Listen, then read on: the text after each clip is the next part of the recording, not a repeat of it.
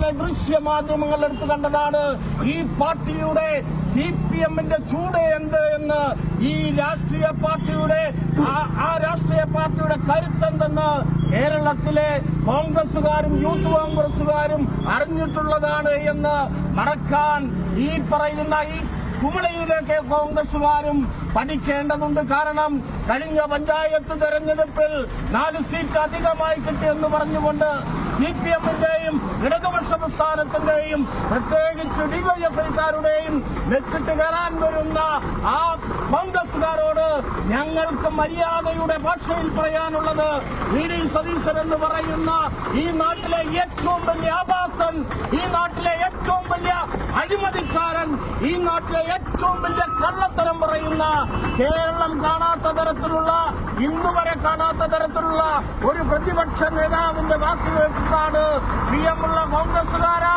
നീ ഞങ്ങളുടെ മുന്നിൽ വരുന്നതെങ്കിൽ നിന്റെ വീട്ടിലെ നിന്റെ അമ്മയോടും അച്ഛനോടുമെല്ലാം പറഞ്ഞേച്ചു വേണം പോരാൻ.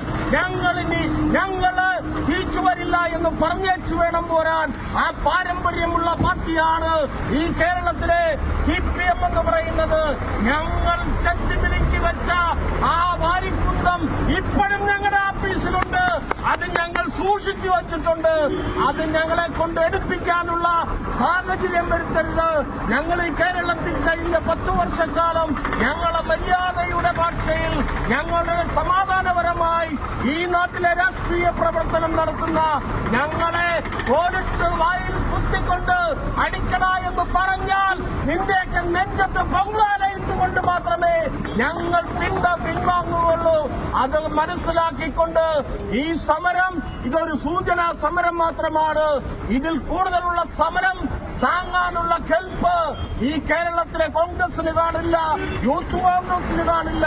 അത് മനസ്സിലാക്കിക്കൊണ്ട് വേണം ഞങ്ങളോട് പെരുമാറാനെന്ന് മാത്രമാണ് ഈ അവസരത്തിൽ ഈ പ്രതിഷേധത്തിൽ പറയാനുള്ളത്. ഈ പ്രതിഷേധത്തിൽ പങ്കെടുത്ത മുഴുവൻ ഇടതുപക്ഷ പ്രവർത്തകർക്കും CPM-ന്റെ ഏരിയ കമ്മിറ്റിയുടെ പേരിൽ അഭിവാദ്യം അർപ്പിച്ചുകൊണ്ട് ഞാൻ നിർത്തുകയാണ്.